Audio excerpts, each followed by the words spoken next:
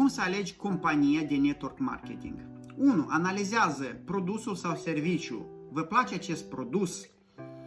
Vă simțiți confortabil să vorbiți de acest produs cu alte persoane?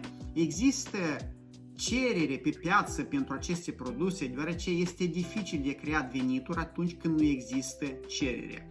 Aceste produse dau rezultate persoanelor? Prețul este accesibil? 2. Compania. Vă place modul lor de muncă? De câți ani există pe piață? Care este obiectivul companiei? 3. Planul de marketing. Orice persoană trebuie să aibă posibilitatea de a ajunge în cât mai scurt timp posibil de a câștiga primii bani. Aceasta va da încrederea și puterea de a continua către următorul obiectiv. Persoana trebuie să aibă posibilitatea de a câștiga primii bani făcând aceasta